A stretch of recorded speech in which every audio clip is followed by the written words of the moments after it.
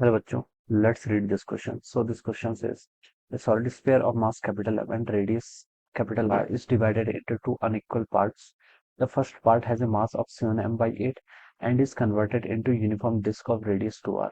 The second part is converted into a uniform solid sphere. Let I1 be the moment of inertia of the disk about its axis and I2 be the moment of inertia of the new sphere about its axis. Then the ratio of I1 and I2 is given by. आपको यहाँ पर क्या बताना है?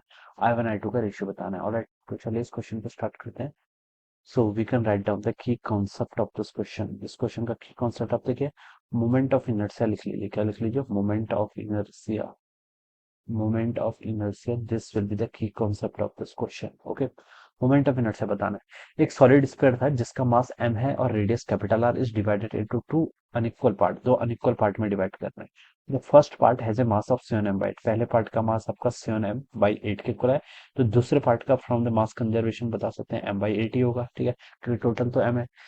जो first part को हमने क्या कर लिया, एक डिस्क में कन्वर्ट कर दिया और रेडियस 2r. इसको हमने क्या कर दिया, डिस्क में कन्वर्ट कर दिया. Like this is our disc. ठीक है, जिसके रेडियस कितनी है आपकी 2r के इक्वल है. ऑलराइट, और मास कितना है 7m/8, ये गिवन है.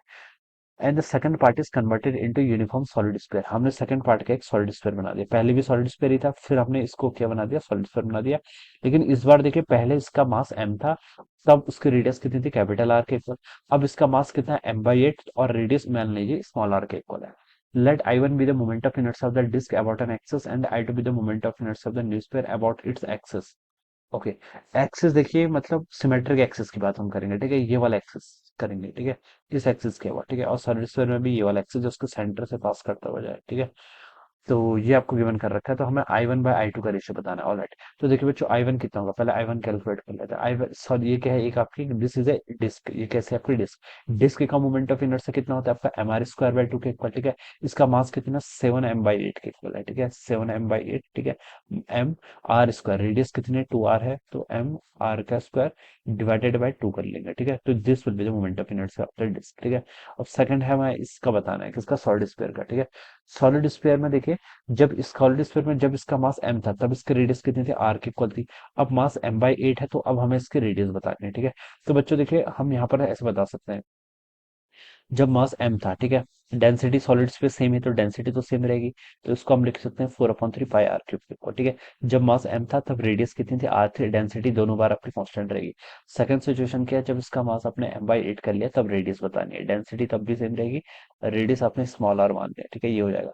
तो देखिए यहाँ से इसको सॉल्व कर लीजिए. 4/3 पाई से 4/3 पाई कैंसिल, रो से आपका रो कैंसिल, यहाँ से आपका ये कैंसिल. तो 8 आपका ऊपर आ जाएगा, और यहाँ से कितना हो जाएगा आपका r³ बाई r. ठीक है, r³. ठीक है, और यहाँ से आपकी स्मॉल आर की वैल्यू आपकी r/2 के इक्वल आ गई. This will be our small R. ठीक है, स्मॉल आर की वैल्यू यहाँ से आ गई. तो अब देखिए, इसका moment of inertia find out कर लीजिए. जो आपका स्फीयर है, इसकी रेडियस कितनी होगी, सॉलिड स्फीयर r/2 के इक्वल. सॉलिड स्फीयर का मोमेंट ऑफ इनर्शिया कितना होता है, 2/5 mr². 2/5 m, मास कितना है इस बार आपका m/8 है, r का स्क्वायर, रेडियस कितनी है आपकी r/2, इसका स्क्वायर हो जाएगा. ठीक है, ये आ जाएगा. अब देखिए इसको सॉल्व कर लीजिए.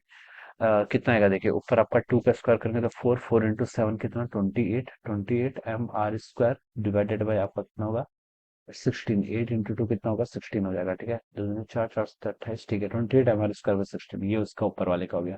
नीचे वाला देखिए कितना आ गया आपका, यहाँ से हो जाएगा आपका 2 2 जा 4, 4 और 8 कितना, 32. 32 इंटू 5 कितना, 160. 2/160 आपका 1/80 के इक्वल होगा.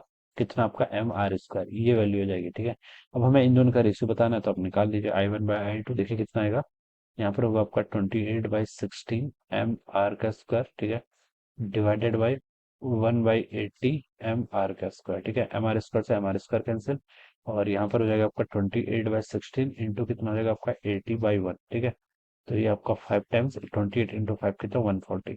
तो 140 के इक्वल आएगा. This is our I1/I2. ये क्या आपका I1/I2 का रेशियो कितना है, 140:1 के इक्वल.